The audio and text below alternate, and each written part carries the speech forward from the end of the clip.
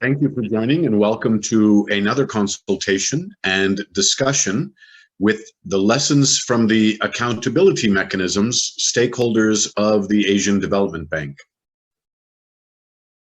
This consultation forms part of the stakeholder engagement that supports the Safeguard Policy Review and Update process, or the SPRU, as you may hear us refer to it as. It's nice to see so many colleagues joining and showing interest in the accountability mechanisms issue, and a warm welcome, and again, to new colleagues and those joining for the first time, a very good day to you all. My name is Azim Manji. I'm your consultation moderator for this session. This is our 10th thematic consultation topic or theme so far, and this is the 4th in a series of consultations and discussions on accountability mechanisms.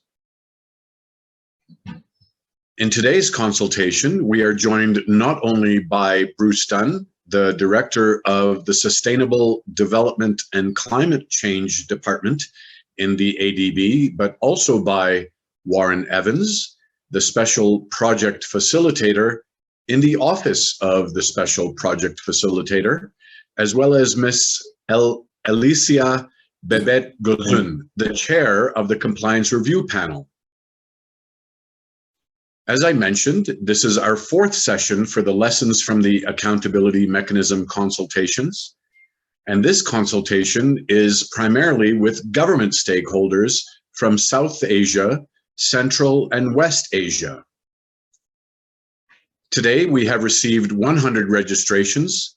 72 of them are from outside the ADB system. We note that more than 60%, which is about 44 participants, are from India. This makes this consultation by far one of the largest government participations from the 2 regions since we started the regional consultations back in November of 2021. Today, we're also joined by stakeholders from Afghanistan, Armenia, Bangladesh, Kyrgyzstan, Maldives, Pakistan, Sri Lanka, Tajikistan, Uzbekistan, as well as other countries outside such as Mongolia, Philippines, Sweden, Switzerland, and the United States. In this consultation, the Office of the Special Project Facilitator, the Compliance Review Panel, both of the ADB, will present the main feedback issues received and the relationship of these comments and feedback and relevance to the Safeguards Policy Update.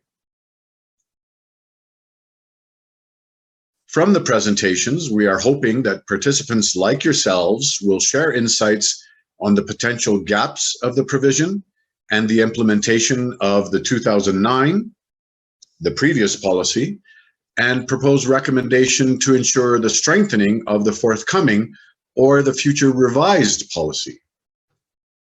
Comments received from this consultation and thereafter will inform the revision of ADB's safeguards policy. Before I call upon our speakers, here's a few gentle reminders. As we're all joining and participants have consented when joining, the ADB is recording this session for the purposes of preparing a summary of the meeting. It is the intention that these recordings will be available to ADB staff and consultants, and then more broadly to all members of this consultation publicly. If you have any concerns about this, please contact the Secretariat at the email address posted in the chat box now. Please join us from a quiet, distraction-free area, remembering to turn off your microphone and keeping it off when not speaking. During the Q&A session, and when Iram invites you to do so, you may ask questions by either typing them into the chat box or raising your hand virtually. You will then be asked to unmute yourself and turn on your camera so you can ask your question live. As we're all colleagues here, please be respectful to everyone, as well as being respectful of the time so that we can all keep to our schedule. IT support will be provided, and if you run into technical difficulties, you may ask for support by typing your question or query into the chat box. As we're all joining by Zoom, here's a few guidance notes when using the important Zoom buttons. Simultaneous interpretation is available today in Hindi, Russian, or Urdu. To access the simultaneous interpretations feature, click on the globe icon found on the lower part of your screen and select Preferred Language. When selecting either Hindi, Russian, or Urdu, please remember to press the Mute Original Audio button so you can hear the voice of your simultaneous interpreter. For those of you listening in Hindi, Russian, or Urdu, if you feel the simultaneous interpretation is too fast or possibly too slow, and the interpreter is struggling to match the pace of the English speaker, you can ask the original English speaker to slow down or possibly speed up by going to the bottom of your Zoom screen and clicking on the Reactions button. When you've clicked on the Reactions button at the bottom of your screen, you can press the Slow Down button, which is the two reverse arrows in white, or the Speed Up button, which is the two fast forward arrows in blue. This will let the English speakers know to speed up or slow down accordingly. We'd also now like you to ask that you use your proper name in Zoom for our documentation. To change your name on Zoom, click on the Participants button at the bottom of your Zoom screen. On the right-hand side of your screen, look for your own name. Click on the More button on the right-hand side of your name, and then click the Rename button. Then you can type in your name, the agency you represent, and then click OK. If you wish to send us a message, question, share experiences, or feedback, click on the Chat button. If you wish to comment or raise a question live in the language you prefer, click on the Smile icon or the Reactions button, again at the bottom of your Zoom screen, and then click on the Raise Hand emoji. To speak and unmute yourself, click on the microphone icon. To show your video, click on the video icon. We value diverse and informed feedback from our wide range of stakeholders, so please allow me to restate ADB's commitment to meaningful consultations. We encourage all stakeholders to articulate your views and inputs and concerns during these consultations. As I mentioned previously, these will be recorded and documented and subsequently distributed during and for each event. This allows the ADB to review, consider, and respond to, if necessary, any comments and inputs made. If you wish to opt out of the recording and/or distribution of these recordings, please contact the Secretariat through the email address that's being flashed in the chat box now. All types of feedback are welcome. These will not be used for the purposes of retaliation, abuse, or any other kind of discrimination. If you have any issues or concerns on recording, the confidentiality, potential risks, abuse, or any other kind of discrimination during the course of these consultations, please get in touch with the Secretariat through the Secretariat email address that was flashed in the chat box. For this consultation, we have about 2 hours, and here's what we have planned to maximize both your time as well as ours. First off, Bruce Dunn will provide his welcome remarks. Mr. Dunn, as a reminder, is the Director of the Safeguards Division in ADB's Sustainable Development and Climate Change Department. Secondly, Mr. Warren Evans, the Special Project Facilitator in the Office of the Special Project Facilitator, will share the main issues and findings of the nature and context of the complaints received. Thirdly, we will have Alicia Bebet-Gozon, the chair of the Compliance Review Panel, who will elaborate on these as well as explain the differences between the work of the Office of the Special Project Facilitator and the Compliance Review Panel. After the first two presentations by Warren and Babette, we will have a brief 5-minute break. Following this break, we will have a moderated discussion as facilitated by Ms. Iram Asan. Iram is an advisor who works with the Office of the Compliance Review Panel. This will be a question and answer session that runs for about 75 minutes, and we have some flexibility in that should the need arise. You may ask questions and share experiences in the chat box, as I mentioned, in English, Hindi, Russian, or Urdu. You may also raise your hand as previously explained in the Zoom functions. Iram will prompt you with guide questions to frame our conversations and keep the flow going. Then please join us for a quick event evaluation before turning you back to Mr. Bruce Dunn to give us a wrap-up and offer the next steps following the consultations.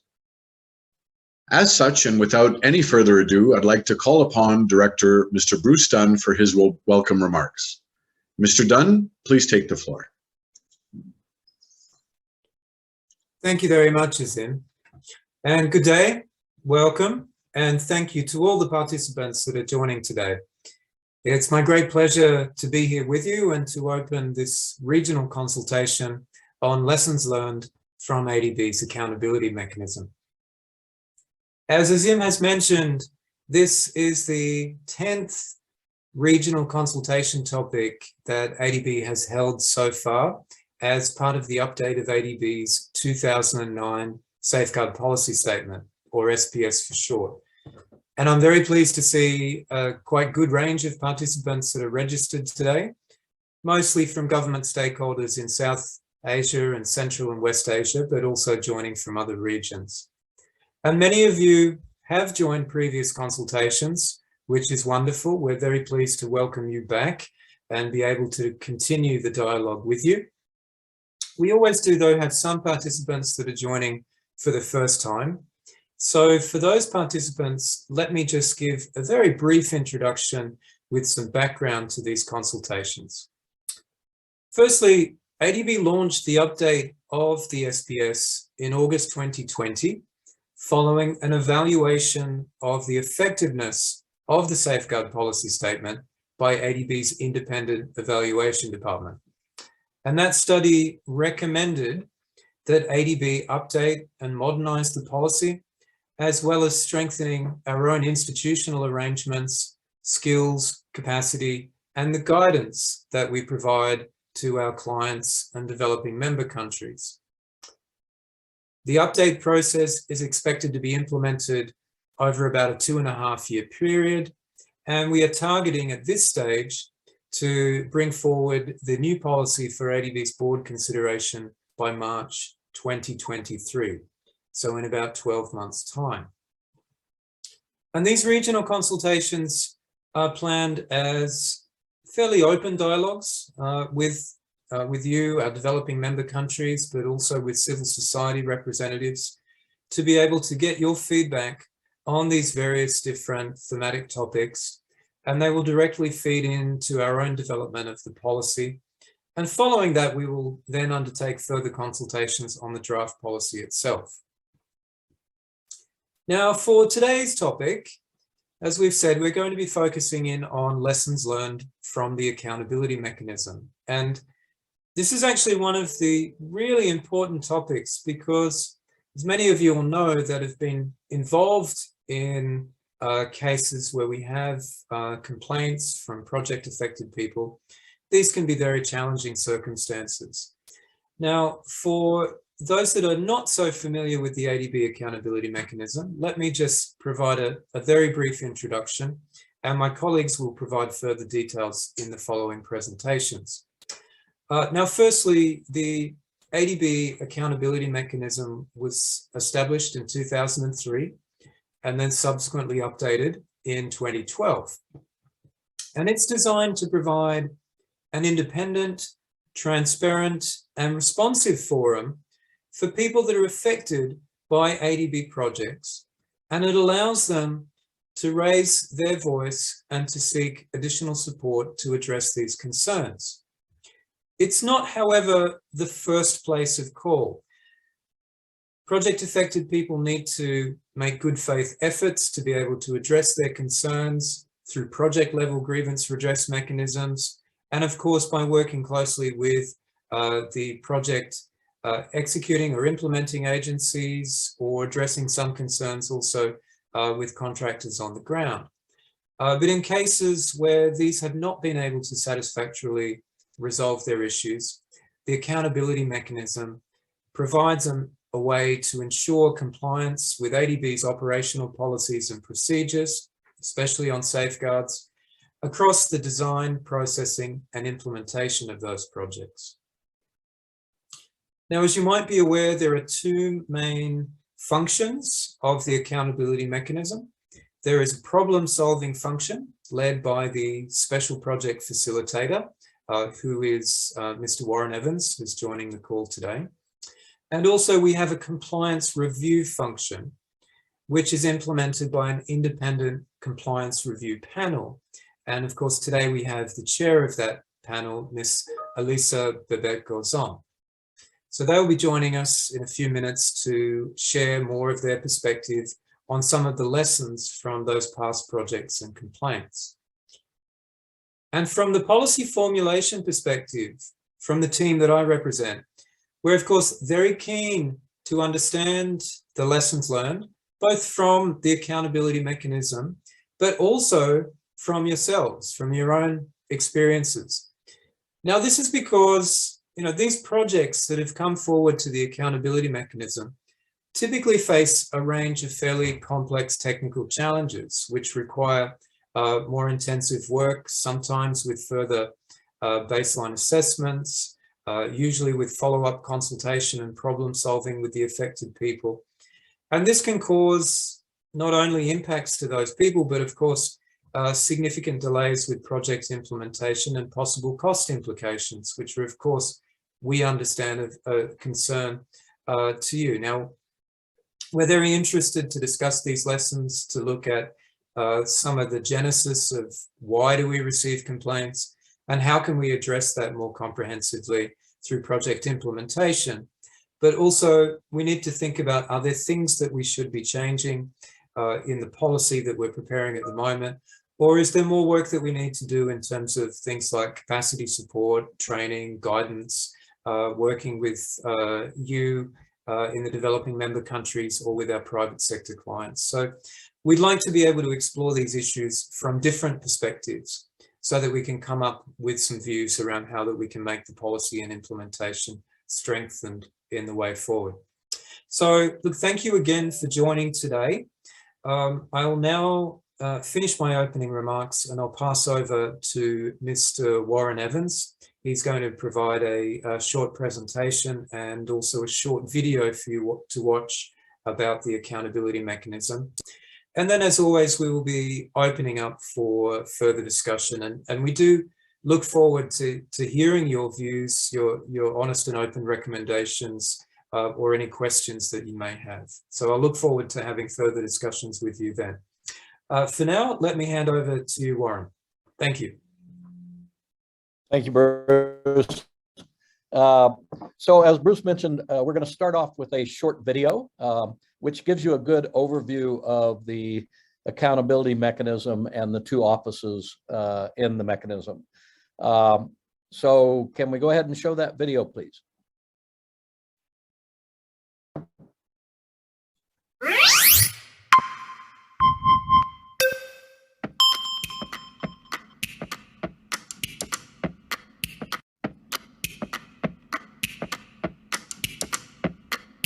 The Asian Development Bank is dedicated to reduce poverty in Asia and the Pacific and promote social and economic development through loans, grants, technical assistance, and equity investments. Through its products and services, ADB expects to contribute significantly to sustainable and inclusive development in Asia and the Pacific. As such, ADB works to ensure compliance with ADB's operational policies and procedures during the design, processing, and implementation of ADB-assisted projects. These policies provide social and environmental safeguards against involuntary resettlement, environmental degradation, and such other adverse effects that may be the unintended results of development projects.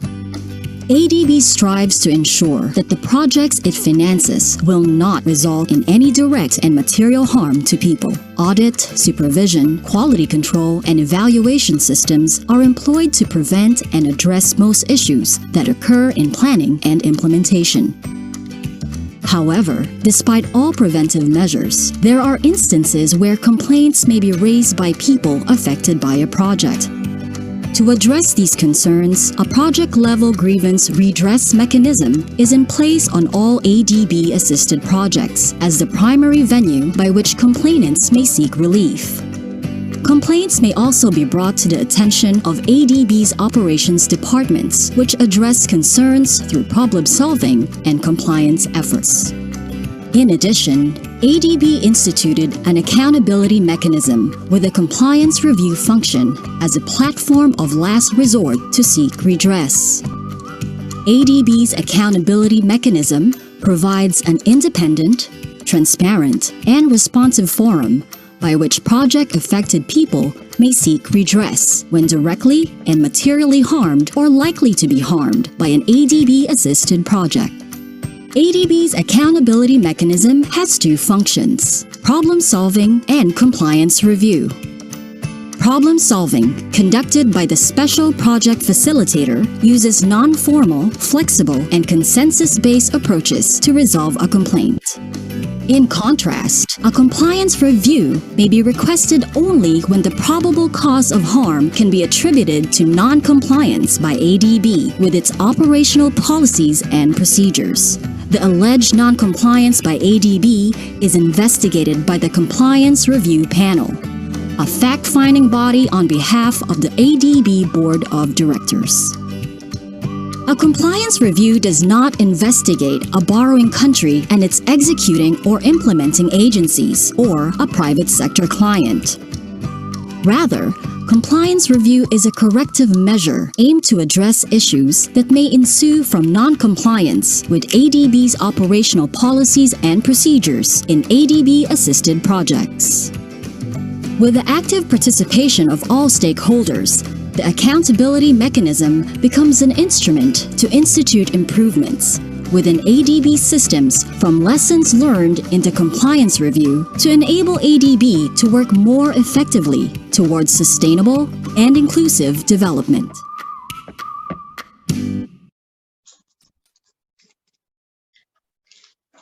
Thank you.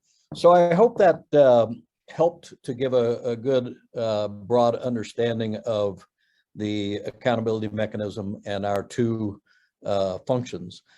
Just two additional points I'll make that are not clear in the video. One is that unlike most of the other multilateral development banks, ADB has, most of us have the two functions, but most multilateral development banks, both functions report to the board of directors.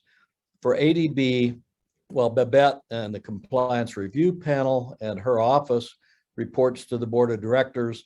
I report directly to the president of ADB, though I'm independent and neutral, as is Babette and the Compliance Review Panel. Our reporting lines are a little bit different.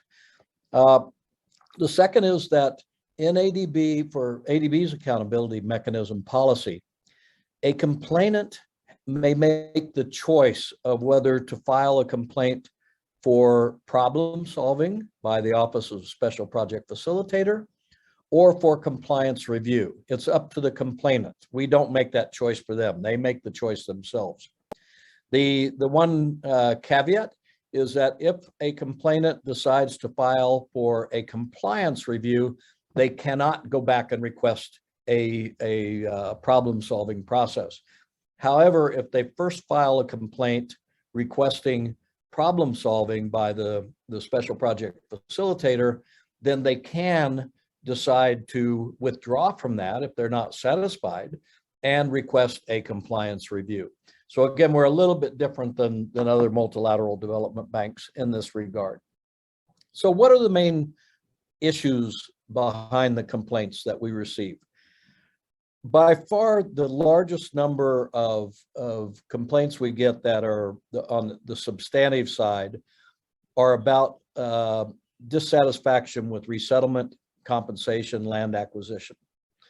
Virtually every complaint we receive, regardless of the substantive issues, is that there was inadequate consultation and inadequate information disclosure. The main environmental complaints that we receive relate to noise and vibration issues, and these often have to do either with the construction of a project or the operation, say of a highway project or something, another project that generates noise and vibration during operations. Then finally, many of the complaints we receive, they do point out the lack of adequacy of baseline studies, such as socioeconomic surveys or environmental studies during project preparation. Next slide, please.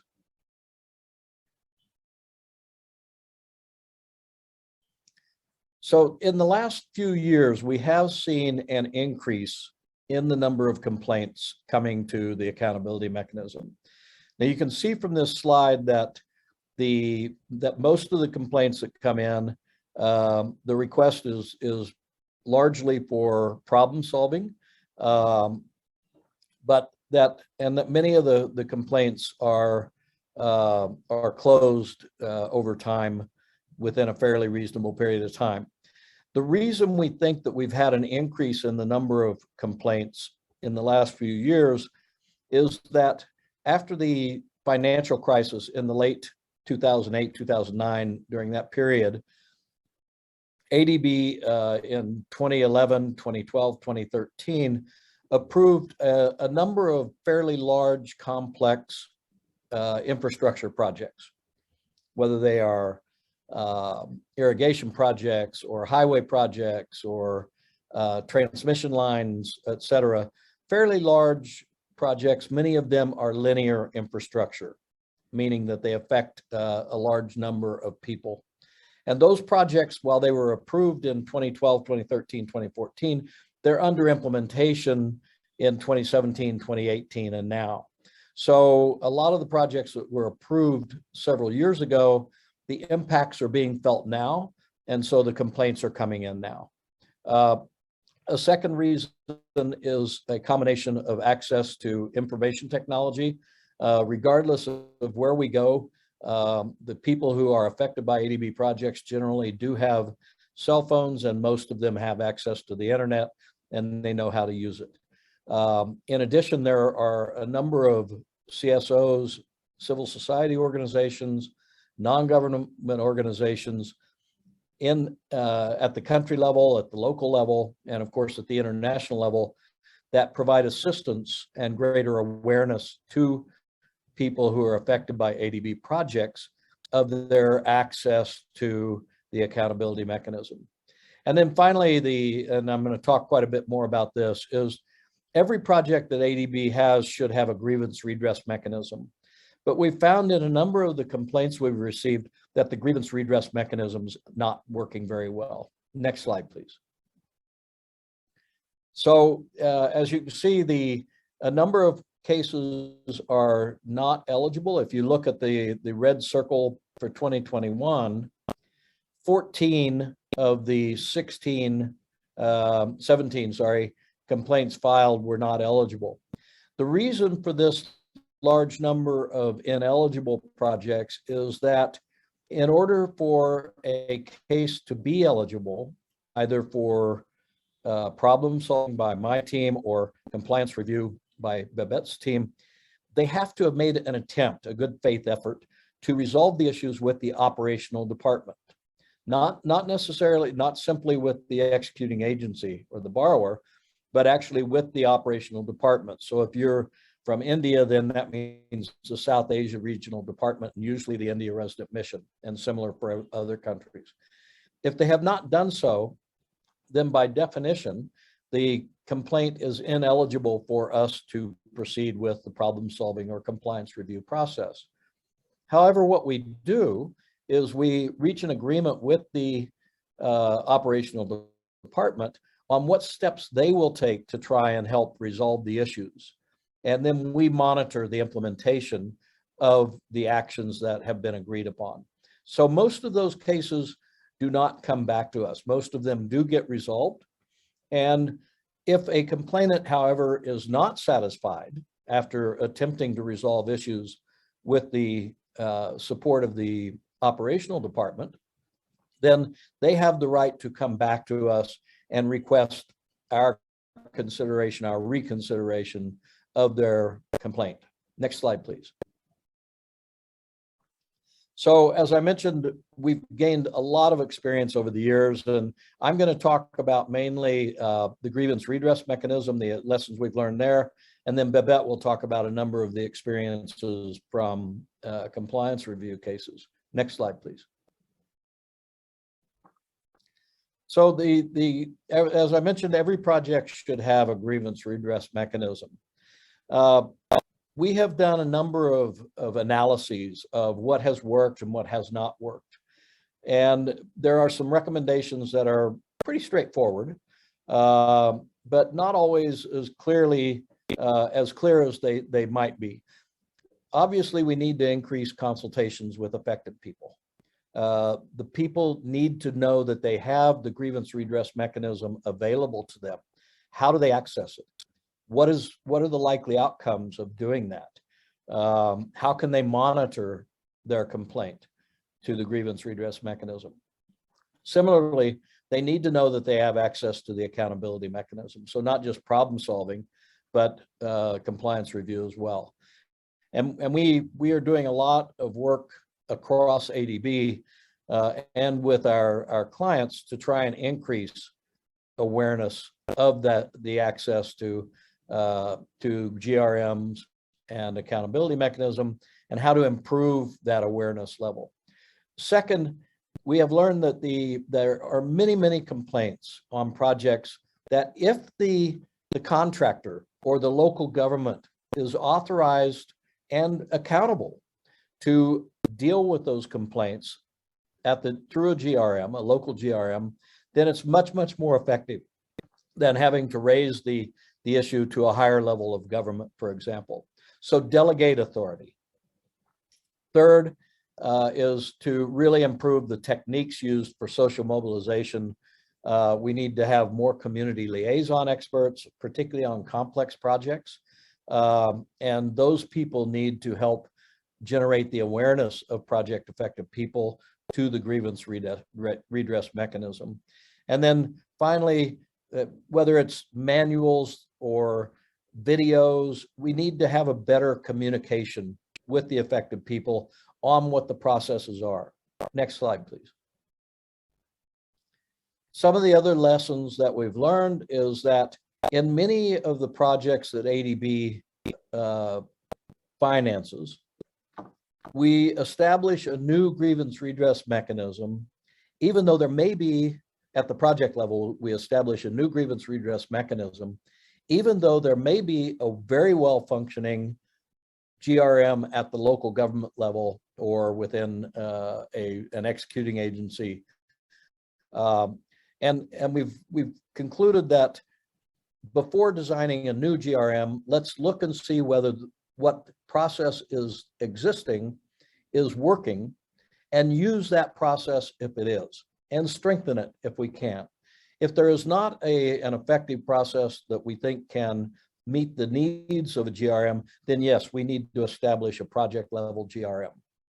Second, we need much more formality behind registering complaints and tracking complaints. We've found in many cases that this is a very informal process, which is maybe seems friendly, but it makes it very difficult to follow up and to see whether actions are being taken that are committed to. So it is important to formalize the registration and tracking process. In virtually every case, we need better training. We need better training of project staff at all levels, and also in EB, to understand how to design an effective GRM, how to make it work, how to institutionalize the accountabilities, and so on. In order to support that kind of training, we need a lot more experience sharing techniques. So we need to take the examples of good practice from different projects and do a better, turn those into case studies so that they can be used for training of field staff. At the agency level, like everything else, we have to have an adequate budget for both staff training, but also managing the GRM itself. Excuse me. So if there's not a budget, then it's probably not going to work. And we found many cases where on paper, a very good one was designed, but it didn't work simply because there was no allocation for funds to make it work. And then finally, for highly complex projects where there is a risk of unanticipated problems, particularly after a loan closes or ADB is out of the picture, it's important to have contingency funds to cover the costs of legitimate costs for fixing problems that do occur later on in the life of the implementation of a project. Next slide, please. So now I would like to invite my colleague, Babette, to take over and finish our presentation on the accountability mechanism. Thank you. Okay. Thank you, Warren. Good day, everyone, and thank you for joining us today. Among the key lessons that we've learned in the many compliance review cases that we've handled is really the importance of having comprehensive baseline data from the very beginning, pre-project. We know that this will be the basis for project planning, design, and down the line, monitoring the effectiveness of mitigation measures that have been identified. What we want to highlight here is the importance of socioeconomic conditions of the affected communities. We need to have this so that we can adequately determine the impact of the projects on them. And then when the project has been implemented or is being implemented, we have a basis, an empirical basis to say if indeed people's lives are better off without the project, or at the very least, that the people are not worse off. Next. The second lesson has to do with due diligence. This should include the capacity assessment of the borrower to implement the ADB safeguards policy and other policy requirements.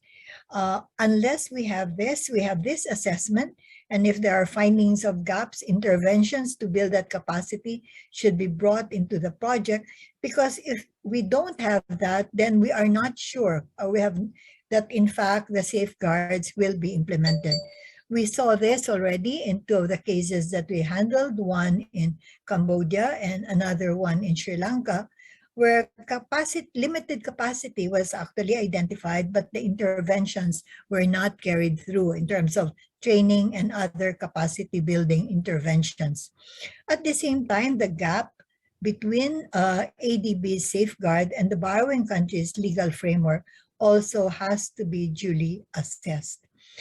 It is also very important that we explore the participation of the affected people themselves, not just in designing the project, but also in implementation and monitoring. This will pave the way for stronger safeguard measures. The third lesson has to do with the allocation of adequate resources for safeguards implementation, monitoring, and corrective remedial actions. This includes the assignment or appointment of skilled technical staff appropriate for the demands of the project. This also includes ensuring that resources are not just front-loaded during processing, but is actually there all throughout the project cycle. And to maximize the use of these safeguards resources, of course, it's important that from the very beginning, we do things right to avoid costs later on, and that more sustainable capacity building measures are actually established. The fourth lesson has to do with constructive, meaningful participation of all the project stakeholders, including the affected persons themselves. We cannot have meaningful consultation and participation without adequately identifying who the affected persons are. And we actually saw this in two cases that we handled. In Georgia, the visually impaired were missed, and in a project in India, the fishermen were also missed. So the identification of the impact on the project on them, and then the integration of their concerns into the project was missed or were largely inadequate. And for meaningful participation to be there has to be a continuous flow of information, up-to-date information, all throughout the project cycle. And this can actually enhance project design and benefits with inputs from the affected persons themselves. In the case of that complaint I mentioned in Georgia, the visually impaired came out with suggestions which the government actually took up. And that led to the installation of traffic lights that had audible signals, clearer markings of pedestrians, and installation of traffic control measures, which actually benefited not just the visually impaired, but everybody as well. And while there are meaningful standards for, minimum standards rather, for meaningful consultations, there's always room to customize this based on the project needs. The last key lesson that we found is how to look at compliance review. Compliance review is actually an instrument. In fact, the entire accountability mechanism is here as part of the tool to contribute to improving the development effectiveness of the bank. It's meant to, and the objectives of compliance review are really meant to improve project design, implementation, and monitoring, and build institutional learning. And rather than focus on the investigation, it's good to focus and propagate the objectives of the compliance review itself.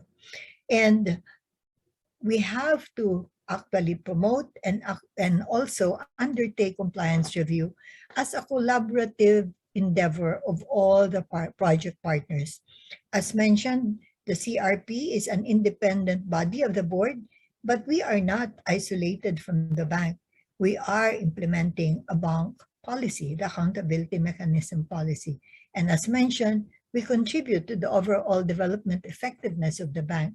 So we should propagate this and promote it and actually undertake it as in collaboration with the ADB management, the borrower, the complainants, other affected persons in the community, and the CSOs and other stakeholders, so that we can optimize project outcomes. Thank you very much, and I look forward to our discussion.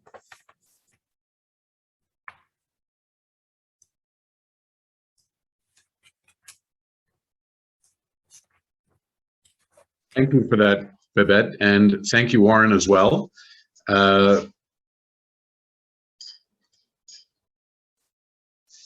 And thank you, Bruce, also for framing and contextualizing the discussion.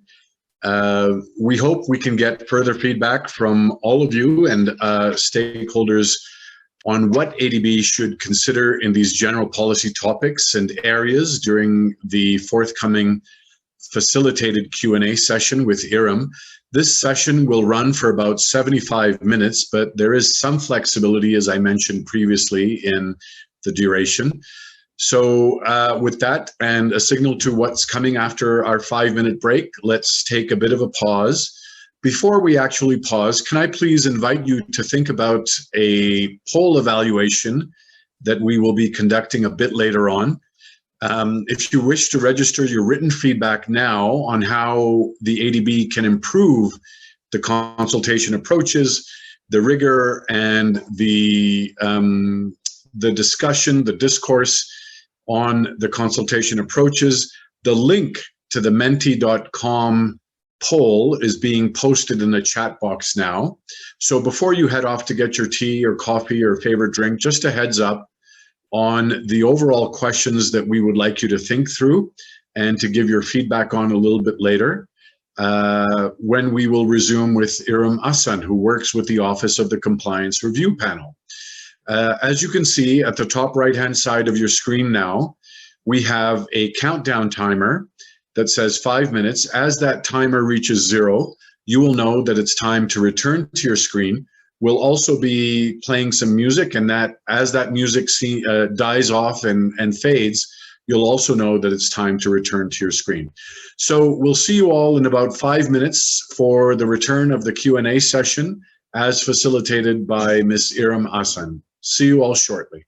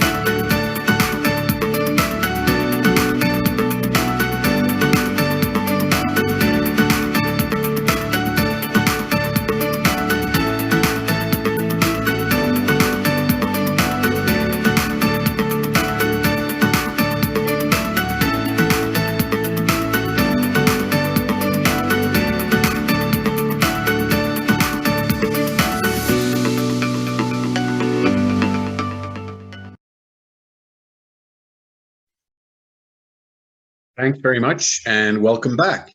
We will now commence our question and answer session that runs for about 75 minutes with Iram Hassan. Iram works with the Office of the Compliance Review Panel.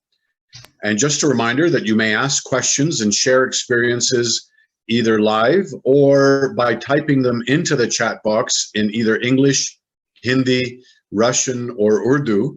And if you type them into the chat box, the interpreters will translate them for us so that the respondents can answer back in English, but you will hear the responses, of course, in the language of the simultaneous interpretation that you've selected. And reminder, alternatively, you can also raise your hand as previously explained in the Zoom function. So with that, over to Iram, who will prompt you with guide questions to also frame the conversation. Iram, if you take the floor, please. Yeah, thank you very much, Azim. Let me change my view. And with that, hello, everyone. Thank you very much for joining us. My name is Iram Hassan. As Azim has just mentioned, I work with the Office of the Compliance Review Panel. It's a pleasure to have you all here tonight, or this afternoon, or evening, or morning, depending on where you are. Just a few reminders before I start this discussion. The first one is, please remember that today's consultation is about the safeguards policy of the Asian Development Bank and its update as it relates to the accountability mechanism of ADB. So kindly direct your questions, direct your comments, direct your suggestions towards the SPS updating and not per se the accountability mechanism policy. But of course, the relevance is accountability for this update, for today's discussion. Secondly, raise your hand, write your question in the chat box. We will be watching out for your question. Thirdly, I would request to, when you ask a question, just open your video and introduce yourself by a brief name and organizations and your organization's name. And then finally, will be really appreciated if you have a frank discussion, an open comment, open suggestion. Whenever you tend to improvise something, you really, really need to have a very frank discussion to get it right.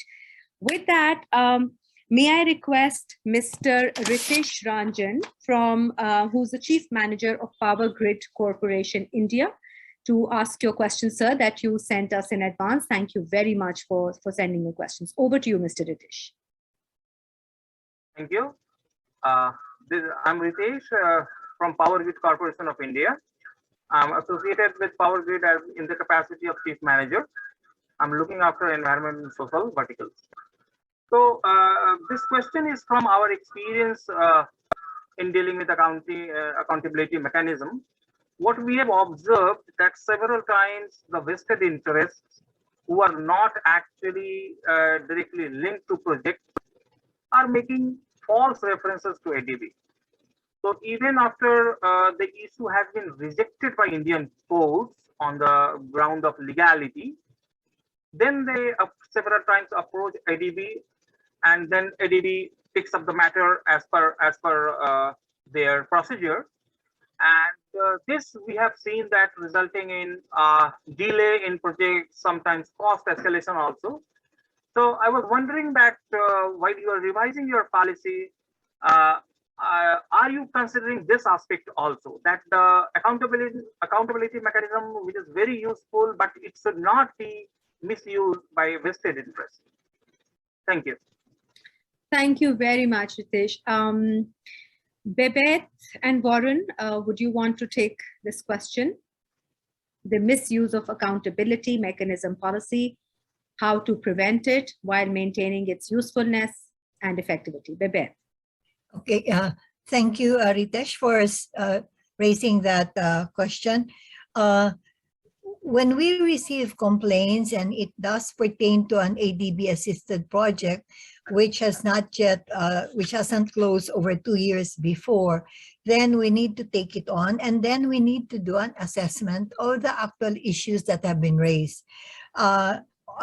In so doing, we do recognize, and as you mentioned, there could be instances where the NGOs have their own vested interests and they're not really concerned about the issue that's supposedly being raised.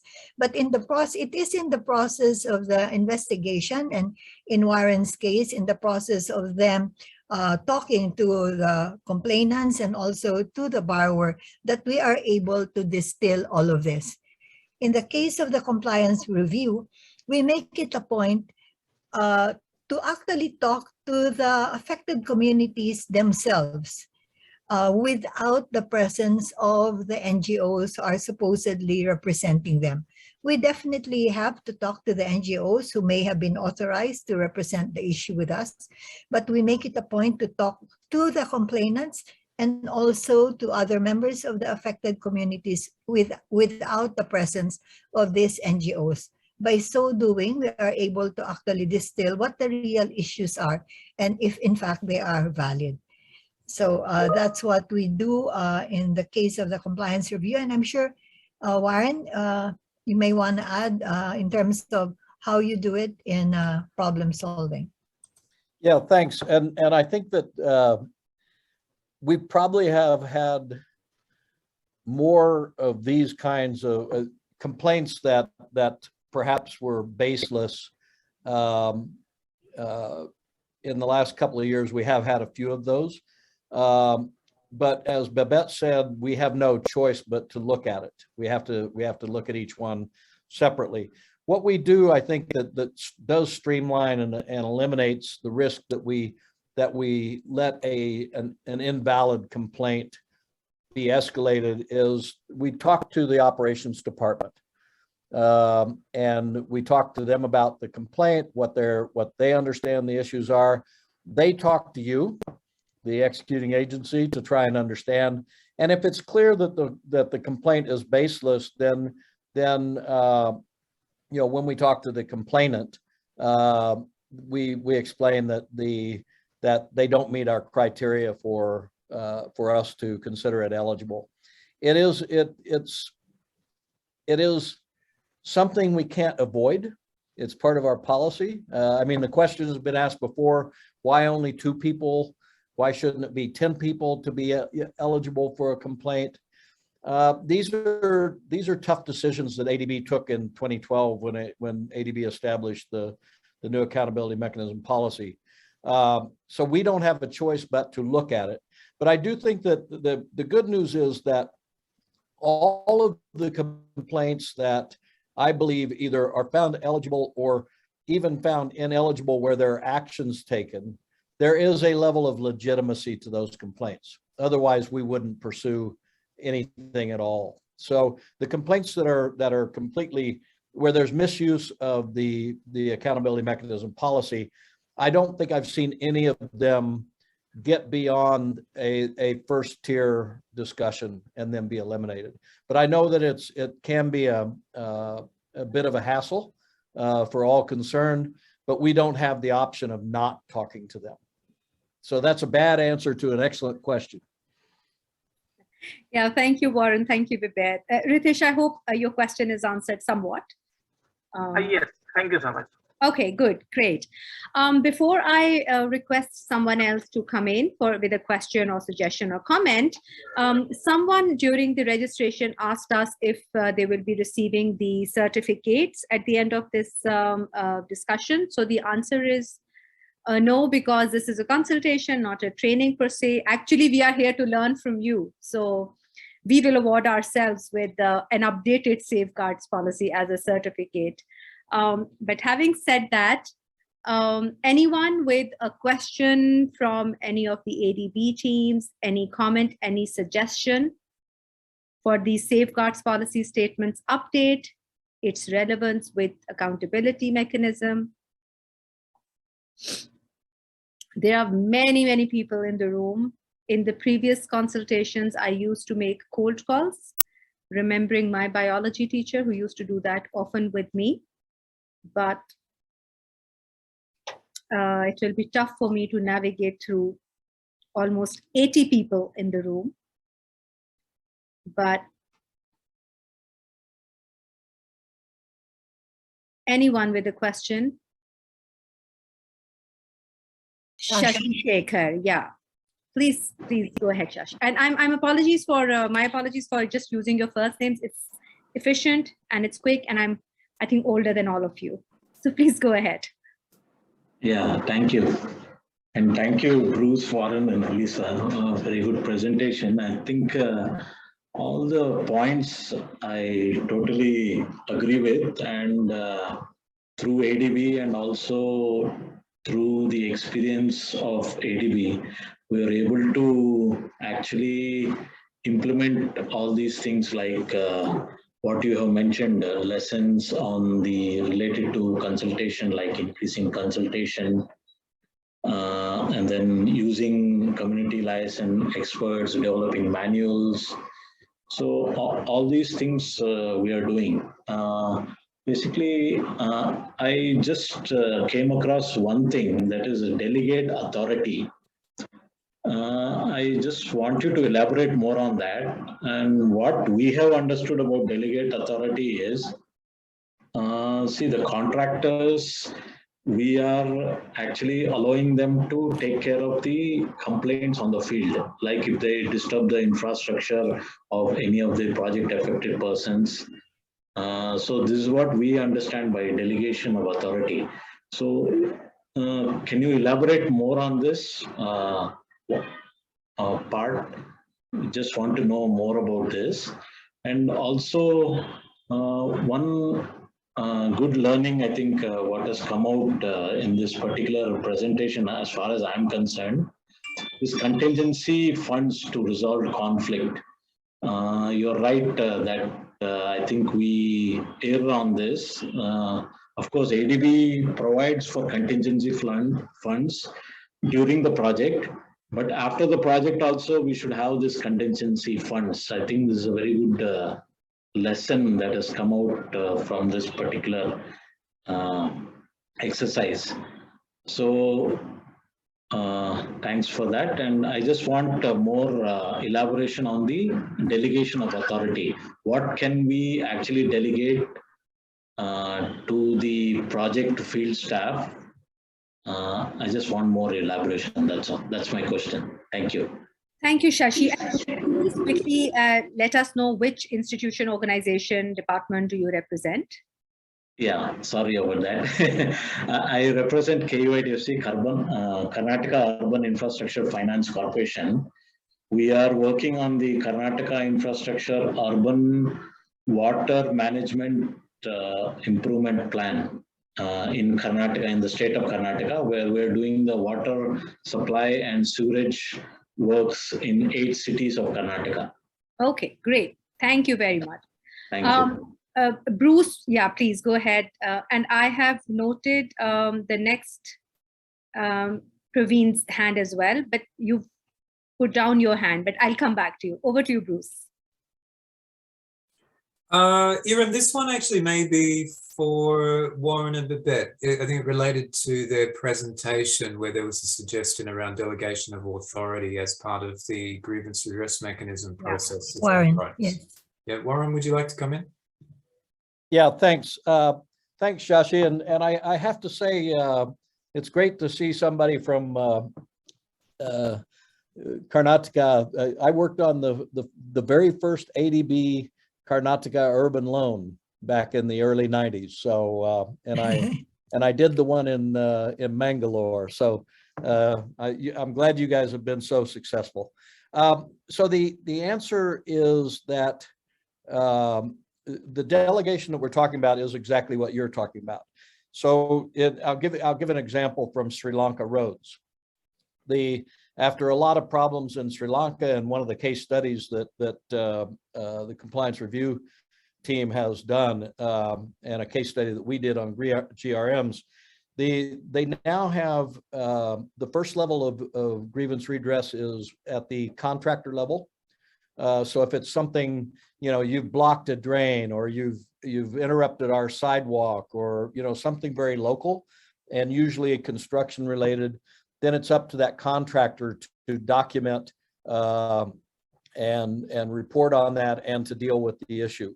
If it's the next tier up, where maybe it has more to do with a health issue or a broader environmental issue, or or perhaps a compensation issue, then that's done by the local government. If the local government unit cannot resolve the issue, then there's another GRM at the district government. And if the issue can't be resolved there, and that would usually have to do with compensation, then it goes to a national level GRM. So it really is about having the issue dealt with at the closest to the ground level possible. So that is what I was talking about on delegation of authority. And I'm glad to hear that you all are doing that. The one thing I would encourage, and I did mention the issue of not being very, not maintaining a very formal documentation process.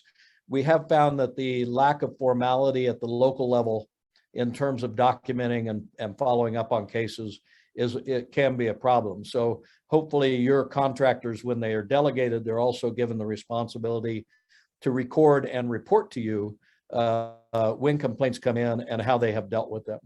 Thank you very much. Thanks, Warren. Shashi, have we answered your question? I see. Yes, thank you.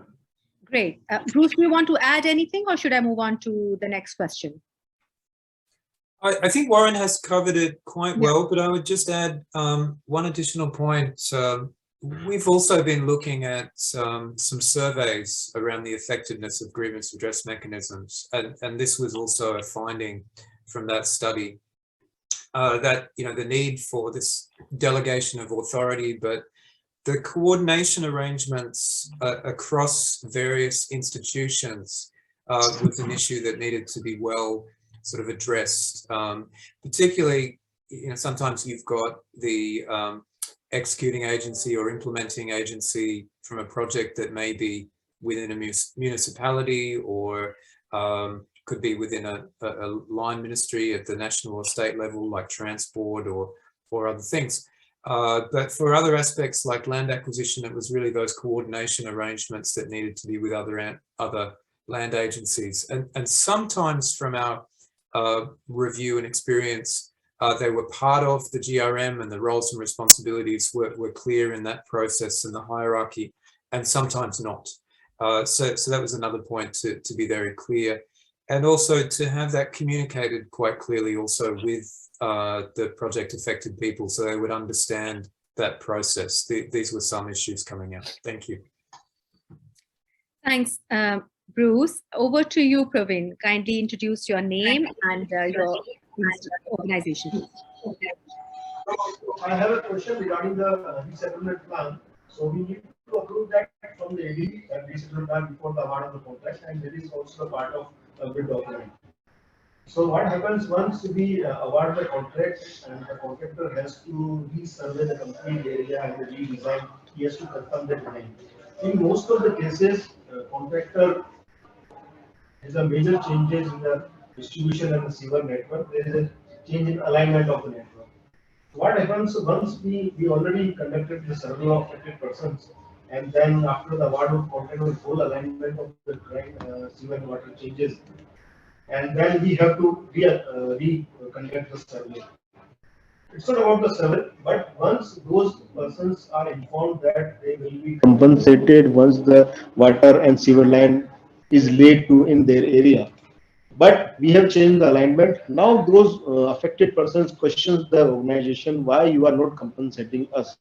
Mostly they are the local vendors and illiterate people, so it is very difficult for us to convince them. So how we can eliminate this issue? Okay, I think let me repeat the question for the sake of Babette and Warren to answer, if I correctly understood. And in the last part of your question, Praveen, your voice really became clearer. So I think you did something at your end. But initially, what Praveen is saying that the designing of the project keeps on evolving when new surveys are done, the detailed designing is done.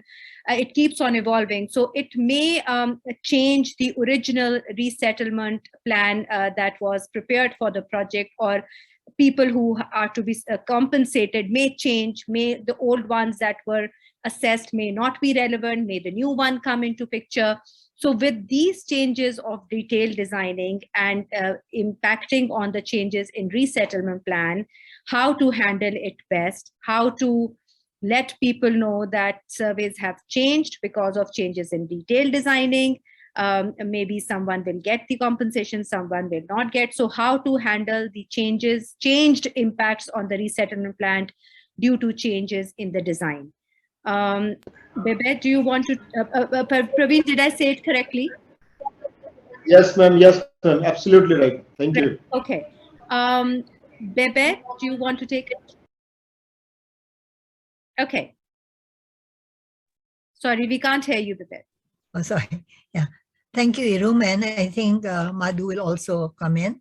I think this is where the importance of continuous flow of information with affected communities really has to come in. Because as you said, you may have an initial alignment, and then once more detailed work is done, this alignment could change, and therefore those that are originally identified to be affected will no longer be affected, and a new batch probably would be affected. And the expectation might have been already raised with those originally consulted, and therefore they will demand. And I think that's why it's very important that all throughout the process, from the planning all the way to designing and down the line to actual implementation, the affected communities must be involved. I mean, I think that's the only way that we can minimize the miscommunication that can probably happen. We already encountered this in one of the cases that we handled, where there was precisely some change in the trace of the road, and in the process, so there were some changes, but there was a major gap, a big long period of time where the people did not know. So the expectation was that they would still be, they are still part of the project is still gonna affect them, and they are entitled to the compensation. So when it came time to payment, then they expected and therefore raised complaints. I think, Madhu, you wanna come in on this? I saw. Sure, Bebet. Praveen, it's a very good question, and it's a common problem that we have in many of our projects. And I think the most important thing that we see in steps, I don't know the exact details of your project, but in terms of what can be done, I think the most important thing is to actually, at the start of the project, when you start your implementation, when you have to share information about the project footprint with the people, that this is the project, and also explain to them that the alignments will shift, and in terms that they understand. And as you mentioned, a lot of them cannot comprehend written forms of information, so how that can be made available and accessible to them. And as we understand, especially in cases when you actually lay down sewer networks, obviously there are kiosks, there are these informal shops which are there, who are having their livelihoods. And I think one of the major concern is how will they earn their living. So that obviously goes in their mind, and also an expectation that this is an EDB project, so if any impact happens on them, they might get a good rehabilitation package that would also help them. So all of this are important. So what we do is, after the information disclosure about the project, what is also really important is to take a kind of a section approach, because from the engineering part, we already know that this section will be done first, then comes the next section, or maybe this alignment might shift. So to take a sectional approach and establish cutoff dates, have census done, disclosed who are there, and there might be some who are left out, and then manage those expectations. Now, one has to explain the ADB policy that, if you're not affected, you will not be compensated, but while at the same time, how they can still manage to, carry on with their livelihood. That, providing adequate access, working with the contractors so that the shops are accessible. Now, there are sometimes I have seen in projects where maybe a particular residence is not affected, but there is no access. So we have to also be mindful whether those structures have access or not. If they have access, then we have to explain them. So what I'm trying to say, as Warren also mentioned and Bebeth also mentioned, a lot of community mobilization and information disclosure definitely is there. And this process has to be on a continuous basis. So this is what we normally do in projects. Projects which have been able to do that. And whenever there has been shift in alignments or changes in alignment, it happens in each and every project. So we normally again do a redisclosure that although we said that these people were affected, but now based on our current design, this is the list that we have. And these are the reasons why these designs were changed. So this is how we have to approach it. I know this is quite a bit of work. That's the reason all these questions regarding contingency fund and that we should have adequate fund for grievance has also come up during our studies, as well as from the experience of accountability mechanism. I'll stop here and over to you, Iram. Thank you, Madhu. Bruce, did you want to come in? Sorry, I just saw your video. Oh, Iram, no, I'm just keeping my video on just to engage with people. All right. I would just briefly add one point though. You know, some of our experience is starting to show that it's not necessarily just the formal processes of document disclosure, resettlement plans, etc., but the more continuous soft approaches of having, say, community liaison or brief information updates to keep people involved, to keep them updated. Of course, situations are changing with detailed design, but this can be a quite difficult situation for people not being sure whether they'll be resettled, whether their livelihoods will be impacted.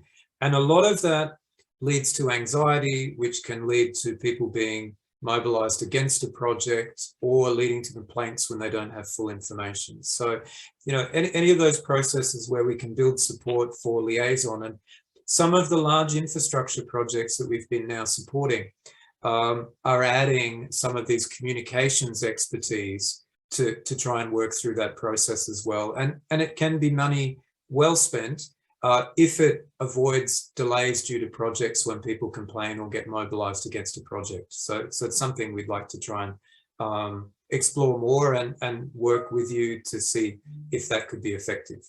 Thank you. Thank you very much, Bruce. Praveen, have we answered your question? Yeah, thank you very much. All right, thank you. So I see a hand raised by Mr. Thiruvettisalam.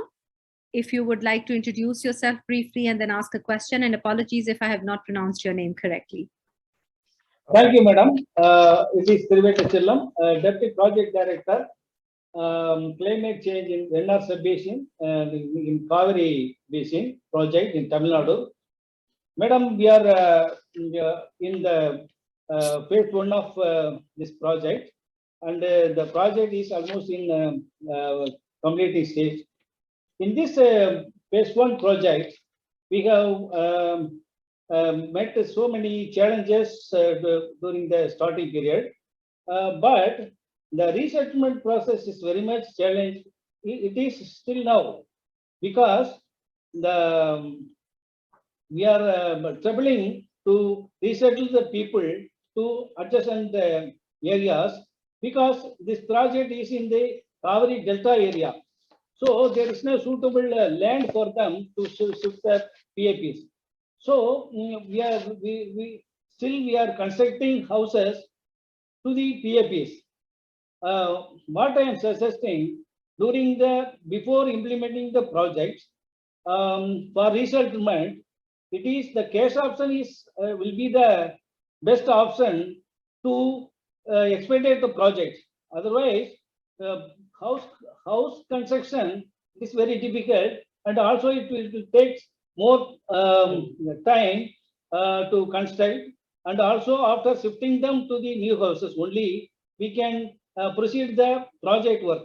So the ADP to consider the norms of the government norms, the local government norms, because so many projects are taken by the state government by adjusting to our project area. The peoples are also in the adjacent area but they are getting lesser compensation. So there will be a disparity between the peoples in our project area and our state government project area. So ADP requests to consider the government norms for this resettlement by giving the compensation to the PAPs, madam. That's all. Thank you very much for your question. Bruce, would you want to answer? Did you get the question? Should I rephrase it a little as I understood, or you go? No, I think that was clear. I'll ask Madhumita again to answer this one. She's our lead on the involuntary resettlement side. All right, Madhu, please. Okay, I think that's a very good question, and it's a common problem also in resettlement. Now, just obviously we are updating the policy, and I think I have to really be very clear on certain things that will not change, which is our SPS, the current SPS says that the compensation will be at replacement cost, which means the replacement cost of asset will be what is lost will be assessed, and that has to be paid. A lot of the times we see that the cost, the valuation done by the government valuators sometimes do not reflect the replacement cost, and the affected person will not be able to reestablish what he or she lost. So which means that some additional amount needs to be paid. Yes, that leads to certain confusion amongst the neighboring population, but that's what ADB policy is. And also we are, as you know, today we are discussing accountability mechanism. We are also, our policy is also accountable to our shareholders. So valuation of assets based on replacement cost will not change also in the new policy. Now, in terms of considering cash options are only, it really depends on the impact. Now, if the impact is on that your house is getting affected, your entire residence needs to be relocated somewhere, you just cannot give cash compensation and just say that, okay, you go and find a house and you resettle, unless it is a choice of the affected person.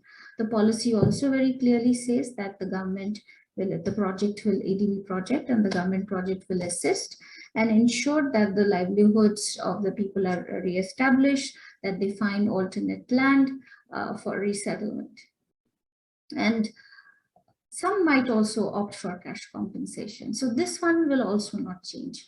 So bottom line is that we actually, what we really need to do in the upcoming project is to actually improve the social impact assessment, and also to see, instead of really thinking of finding the land at a later stage, what we should do is we should conduct an upfront due diligence of, if our project impact is this huge and we will be displacing maybe 500 households, where are we going to relocate them? Number one. Number two, if we have to ensure that the livelihoods have to be restored, and we all very well know that people's livelihood are best restored if they are closer to their original location, then what should be the scope of our project? So we should do these upfront assessment in terms of whether land is available or not. Even if people choose cash compensation, whether they will be able to purchase alternate land if they have lost all their farming land.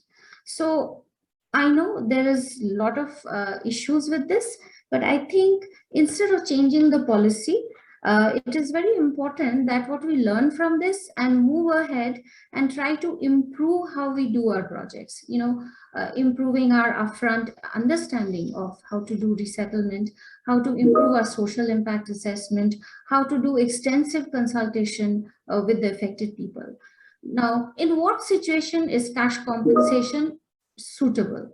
It's only suitable where there are minimal impacts, where you still have a portion of your farmland, about 60% of your or 70% of your farmland remaining, where you might have just lost the fence of your house or maybe some part of your backyard, and you have adequate land over there to rebuild your own house. In these cases, cash compensation helps.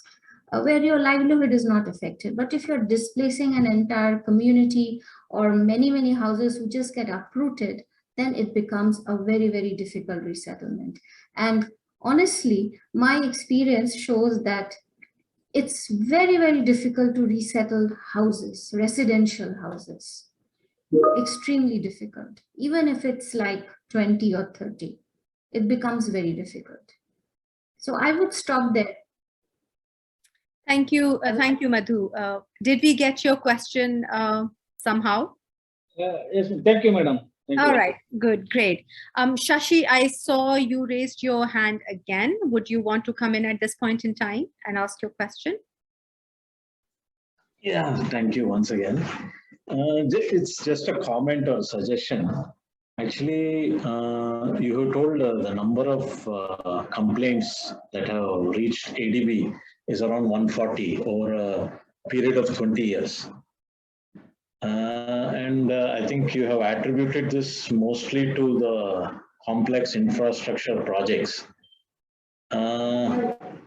What I feel is maybe ADB projects, there are more number, maybe especially in India. I don't know whether it is the same elsewhere. I think it is also attributable to the number of projects that we have taken up. And also maybe some analysis of complaints to the number of projects also can be looked at. Maybe the number of complaints actually reaching ADB is maybe less than what is, I mean, if you see number of projects into consideration. That's all I wanted to say. Thank you. Great. And no, noted this. Warren, though it's a comment and just another suggestion to look at the analysis, do you still want to come in and react to? Yeah, let me just clarify, because number one, the analysis of the trend that links largely with infrastructure and it was about the increase over the last 4 or 5 years, not the entire time period. But you know, I think that if you go back in time, you will see that most of the complaints that have come to the accountability mechanism have been related to infrastructure and some agriculture irrigation projects. Your point on the number of complaints, I mean, we should be very clear. A very, very small fraction of the complaints that are filed, that are made relating to ADB projects come to us, to either the compliance review panel or the specific, the special project facilitator. Very, very small percentage. We know that there are many, many complaints, and this is natural at the local level that are dealt with. In fact, I mentioned the Sri Lanka Roads Department earlier. ADB has had an ongoing relationship with them on a rural roads upgrading program for many, many years, and there have been, and they do have a very good complaint tracking system. There have been over 4,000 complaints over the years on that, and none of those, until recently, made it to the accountability mechanism, and a very few even made it to the Sri Lanka resident mission. So we know that there are lots of complaints that never see the light of day in ADB, and that's what we like. So congratulations. That I don't think there's anything negative about getting complaints. And I think that the issue on realignment, the realities around realignment, you are going to get complaints. People are affected by development projects, and some of them are not going to be satisfied. Some of them are not going to be happy, and they are going to complain. And the fact that you as executing agencies, as government agencies, effectively deal with most, almost all of those complaints at the local level should be congratulated, and we do realize that. So, but we, a very, very small fraction makes it to the accountability mechanism. Thank you. Thank you, Warren. I don't see any more raised hands.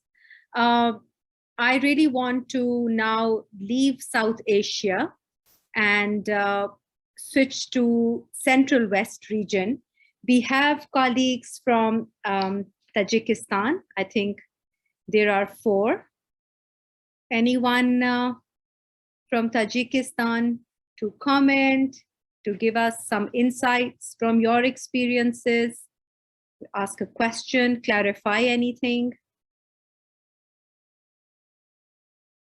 Lena, I see your question in the chat box. Would you want to come in and ask yourself, or should I just read it out?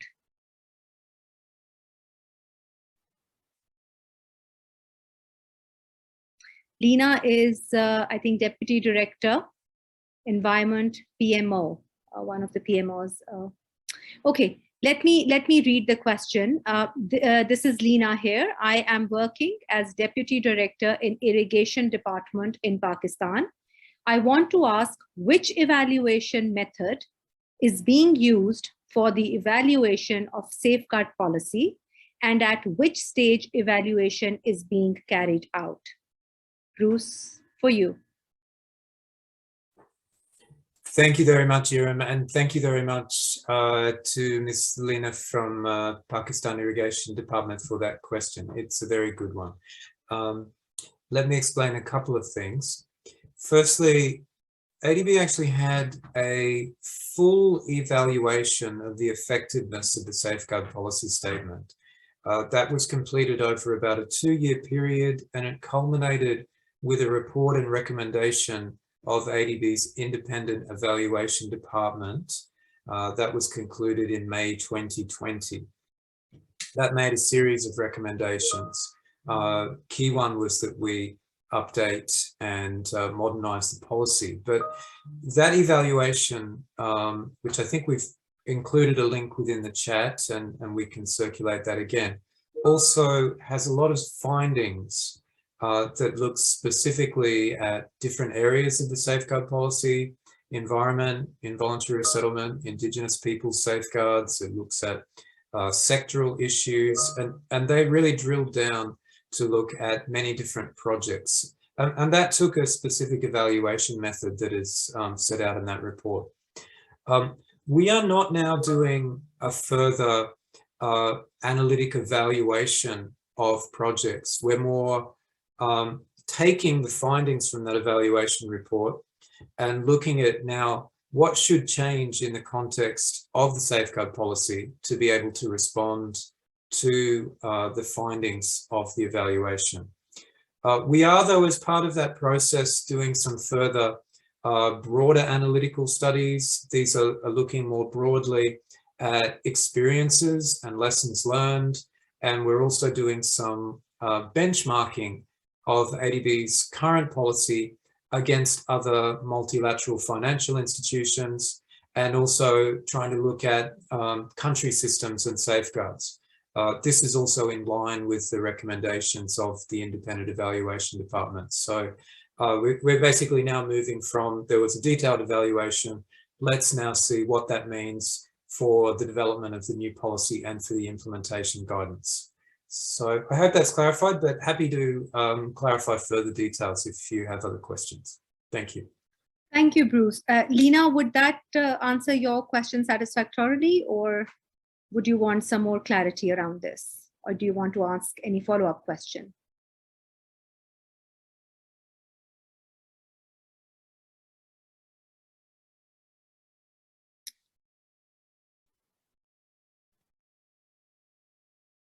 Okay, since there isn't any follow-up from Lena and I don't see any other raised hand, my call to Tajikistan failed a few minutes ago. I'm now calling upon Kyrgyzstan. We do have participants in the room from Kyrgyzstan. Anyone who would want to come in? We are missing our Central West colleagues, please. Come on, South Asia is taking the floor. I'm sure we also have colleagues from Armenia. Or should I just heartbreakingly go back to South Asia and ask Maldives?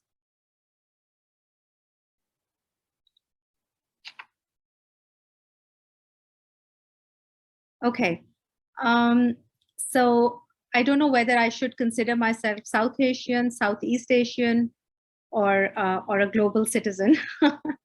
I think one question that has been asked several times from us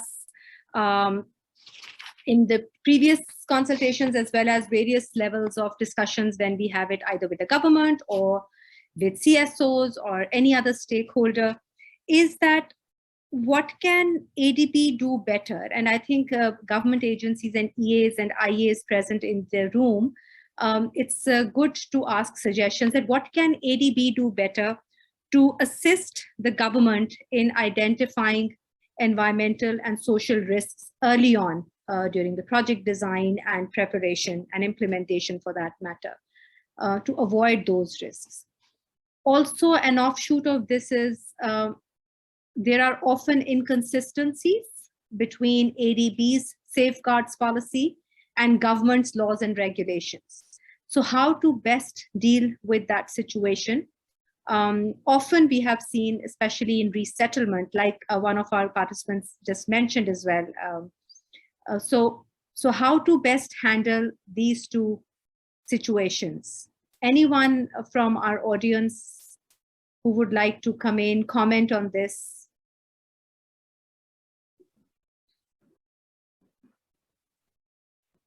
Yeah, shall I come in? I'm Shishikar here. Yes, please. Yeah, the first question, I think regarding what can ADB do to improve the social safeguards, I think that is the main question. So I think whatever you have in place, I think it is quite robust. If we follow whatever, because you come in as a TA first, and then you note down every single issue related to the safeguards. So all that, nearly 70% of it gets covered there itself. Then we headed towards the DPR preparation. So in the DPR preparation also, I think you also scrutinize it and make sure many of the things are not, or resolved at that stage or in the process of resolution. And there is a DDR, due diligence, and also an RP phase, if it is required, RP. So I think all this thing really covers it very well. I think maybe your second question, the inconsistencies, yes, there will be some inconsistencies because the law of the land is little different. You're trying to apply a common law to all the countries.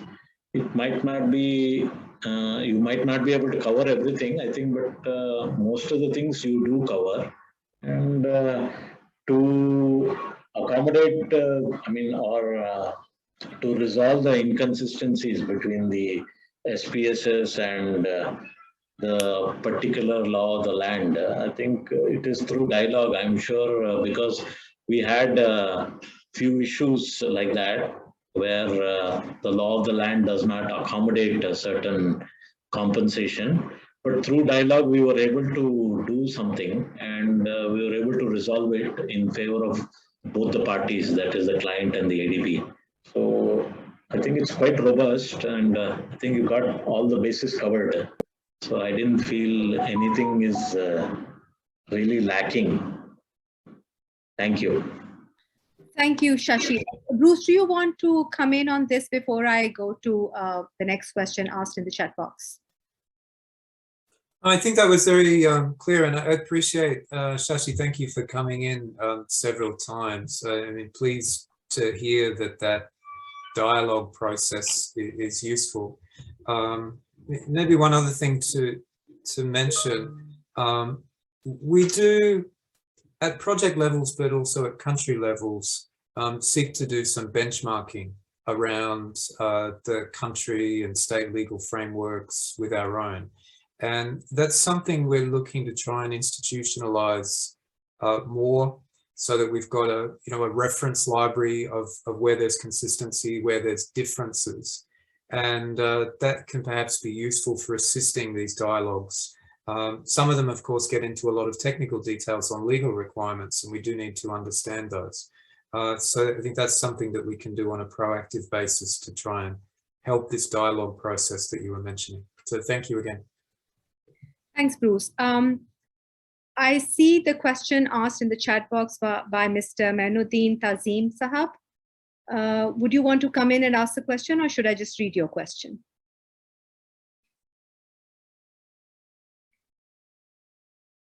Okay, since you wrote the question, I can go ahead and... No, thank you so much. I can raise. Please, please. Yeah, thank you. And introduce yourself as well. Yes, I am Mainuddin Tazim. I am a resettlement and social safeguard and gender specialist as an individual consultant of Asian development in Bangladesh and also in other parts of the world as an intermediate consultant, even government consultant also. So my question is actually, in practice, I have seen that GRM process is not functioning in practice in the in different projects. The projects, so those I already deal with them. So because of the at the government level, executive agency level, they are not actually giving importance to this. So it is in paper actually. So my question is how ADB can take initiative to expedite this process in the project, because it is very important to participation of the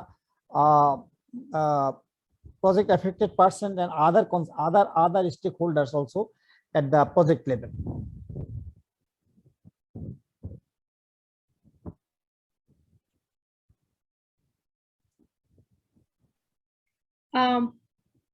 Warren, do you want to take the GRM question before I move on to the SDCC? Sure.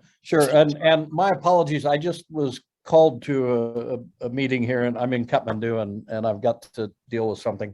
So I'm going to answer this, and then I'm going to say goodbye. Well, not answer it. This is a great question, but this is not anything new. When ADB first introduced its environment requirements, most of our counterpart governments did not have laws that matched up with our requirements. When ADB first introduced the resettlement policy, we certainly were not aligned with many of the government's requirements. And so what we hope will happen on the GRM, by the way, many governments do have grievance redress systems. They may call it something different, but many of them do. But I agree with you in terms of the observation that many GRMs don't work. And part of the reason is that they are not required by some governments for government finance projects. What we hope happens is that the requirement of ADB convinces governments that this is actually a very good idea, both from a development effectiveness point of view and an efficiency point of view, to save costs and time on projects, that with some experience at the project level with ADB finance projects, maybe they will decide to adopt this practice at the broader level. And that is the experience that we've seen in other parts of the safeguard world. I've been around this for quite some time, and it's an evolutionary process. But we hope that the GRM experience, as required by ADB policy, does generate enough positive reaction by governments for them to say, maybe at the sector level initially, and eventually maybe at a broader level, that, hey, this is a good idea, and we're going to institutionalize it within our own government. So your observation is absolutely correct. And I think all of us as development practitioners, what we need to do is strive to show that this is not only a good idea, but it's one that will save money and make development more effective.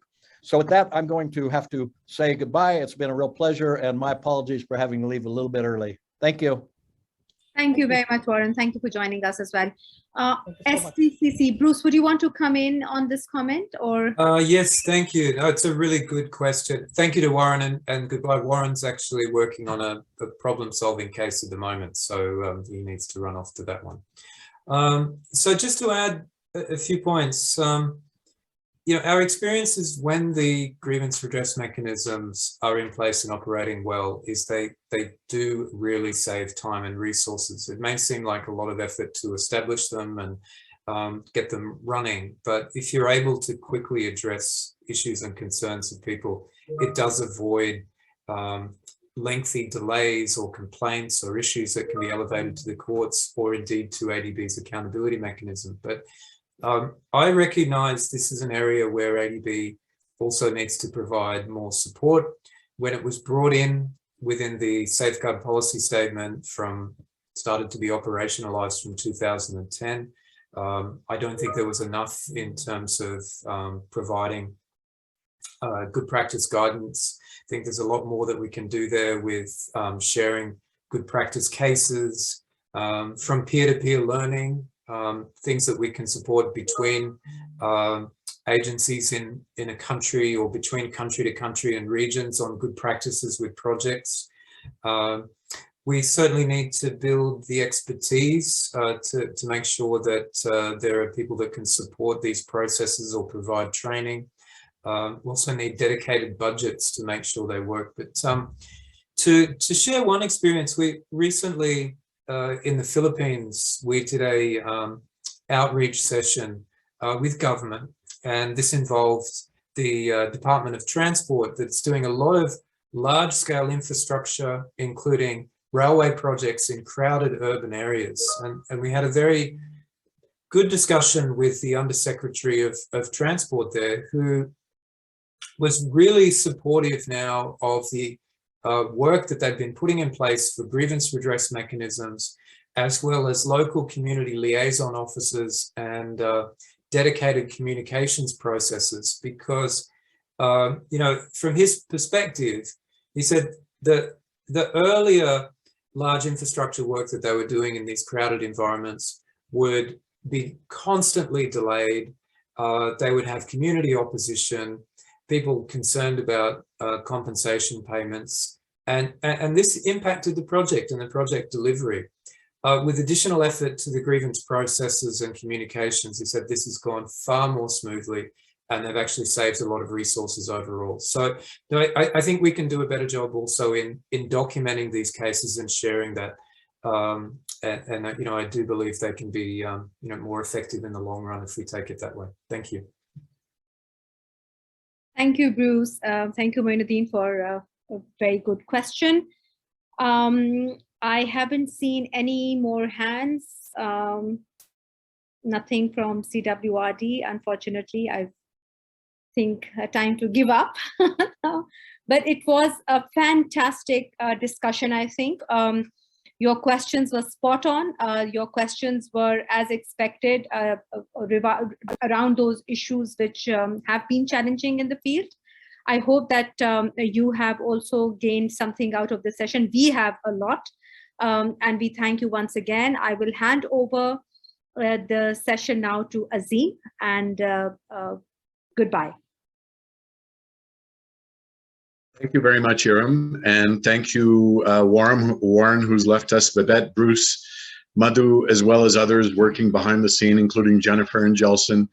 And a special thanks, of course, to all of you, the people who asked questions, the participants, the informants, for raising your insightful comments, the clarity of your questions, the sharing of your experiences, and the constructive feedback.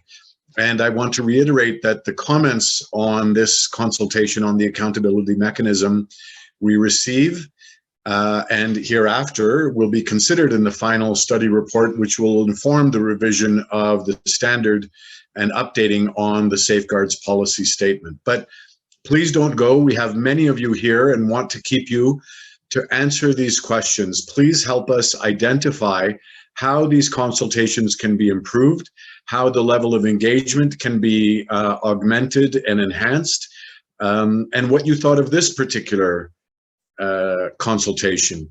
We have an option available for you to respond on Mentee, and the Mentee link is being posted in the chat box now. Give us specific ideas, specific recommendations on how the level of engagement can be improved on the Mentee. You can write 3, 4, 5 sentences up to 2 hours after this consultation closes. But for now, what we want is your feedback on how effective this particular consultation was. Give us a rating of your satisfaction with today's session, 5 being the highest, 1 being the lowest. So if you can please quickly rank your satisfaction with today's consultation, 5 being the highest, 1 being the lowest, and then of course anywhere in between, we can come back to you and share the results of this consultation so that we can understand, the ADB can understand how effective these consultations were. There's always room for improvement, and those opportunities for improvement will be employed, will be enacted as soon as reasonably possible and as soon as practicable, and as soon as feasible. After this poll question is wrapped up, we will turn over to Director Bruce Dunn, who will give us a rundown of today's session, as well as summarize what the next steps are from here until about April 2022. So we'd like to close off this poll now. If you haven't voted, and if you haven't scored a rank of 1 to 5, please do so now. Okay, we've got the results of the poll, and we can see that about just over 90%, 92% to be specific, have said that this particular consultation scored a score of 4 or higher, so somewhat satisfied to highly satisfied, and only 8% said that it was neutral, so neither somewhat dissatisfied or dissatisfied or highly satisfied, somewhere in the middle. And we want to know how this particular level of engagement, how this discourse, how this consultation can be improved, and the opportunity to share that feedback is on the Mentee poll, the link to which appears in the chat box now. So thank you all very much for participating. Thank you for your feedback. And I now bring you back to the Director of SDCC and this process, Mr. Bruce Dunn, to give us a summary of what we've heard and to walk us through what the next steps are after this consultation. Bruce, could you please review the discussions and our next steps? Thank you. Well, thank you very much, Azim. And thank you so much again to everyone for joining today. It was very interesting dialogue, actually, with the questions being raised around some of the practical issues and challenges. Let me just very briefly summarize now, and then I'll mention at the end some of the next steps. We had some very good presentation from my 2 colleagues from the ADB Independent Accountability Mechanism. And I think what was very interesting there was that they presented on a range of issues that tend to lead to complaints or concerns from project affected people. Some of those were, of course, raised to our problem solving mechanism to try and address issues usually through negotiated processes and occasionally through compliance review for issues where ADB may have not complied with their own policies or where there's allegations of such. But actually, we heard also that only a very small fraction of complaints actually come to ADB through the accountability mechanism. Most of them are really dealt with at the local level, including through grievance redress mechanisms or other local processes, which is really how it should be. Typically, though, when cases are elevated, they tend to be related to some deficiencies in the baseline assessments, also challenges with achieving meaningful consultation or the functioning of the grievance redress mechanisms, just to name a few of those issues. And there's certainly some key ones for us to focus on and strengthen, because as we mentioned several times, when these function well, it can really be an effective way to communicate with local communities and try and build support for projects or address issues and concerns quickly. We had a number of questions and discussions actually about the grievance redress mechanisms. Just to mention a few points, they can often work particularly well when they are already embedded with government systems or through local decision-making processes. They can also function well by having broader delegation of responsibilities with them. Some responsibilities, for example, out to contractors or to other government agencies, so that you've got, essentially the right people in the right place at the right time to be able to respond to issues. Of course, there are other issues around funding, having contingency resources to be able to address issues, and to make GRMs effective, we also need to build capacity and staffing resources and commitment around them. And I've mentioned a couple of times, there are areas where I think ADB can provide more support, and we'd be very keen to share lessons and experiences with you and to learn from what's working and what's not working. We also had a number of questions related particularly to involuntary resettlement, and actually one of the analyses that's been done for complaints, they're often associated with large infrastructure, and most typically with issues around involuntary resettlement with compensation or land valuation or other aspects. So certainly made a lot of sense that we had questions around that, mentioning challenges around changes in project design, which do of course occur and should be expected to occur through the detailed design process. And we can adapt to that by, of course, having additional consultations, keeping project affected people aware of those changes. Or my colleague Madhumita Gupta also mentioned things like taking sectional approaches, having cut-off dates, use of census, for example. There was also some questions around compensation and can we adopt various different approaches to using government requirements. Madhu again responded to that. I think essentially clarifying that ADB does have the safeguard policy that needs to be applied in many different countries and different contexts. And there are certain benchmarks there around ensuring that we provide compensation at replacement cost. And that would certainly remain as a key part of the policy.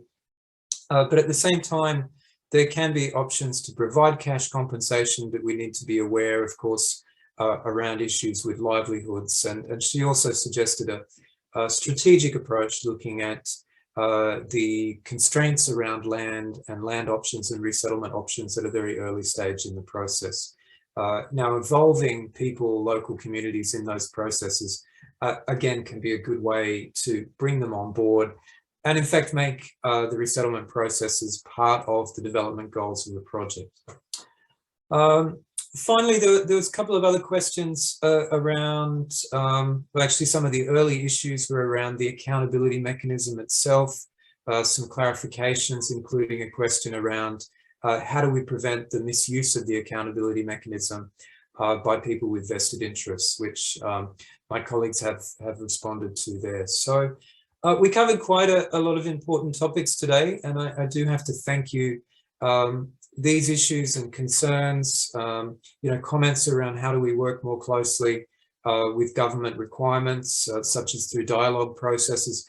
These are extremely valuable for us in refining the policy and implementation. So thank you once again. And very, very, very briefly, just in terms of next steps, we will be having further consultations in this process. We've got still quite a number of topics we'll be covering in the upcoming weeks and months, including on integrated environmental and social assessment processes, on climate change, on tailoring safeguard approaches to fragile and conflict affected situations, also on gender and safeguards, and a number of other topics. So you'll be able to refer to these in the stakeholder consultation schedule. We have had to make some changes to accommodate further preparation work of some of the analytical studies, but we'll also be sending out notices to registered participants. So please do look out for those. Then we're also planning this is important actually for our government stakeholders. We're planning to start actually from May and June this year to have some follow-up consultations at the country level. This will enable us to talk more in depth on country level issues. So that's something that we're planning, and also consultations with project affected people. And this will all inform the policy preparation, which we're starting now, and we're expecting to have a draft by around September, October this year, again for further consultation. So thank you again for staying with us in this process. We appreciate you coming back because we do want to, really listen, and hopefully this will end up with a better policy all around. So thank you again. Until next time, please stay safe. Take care.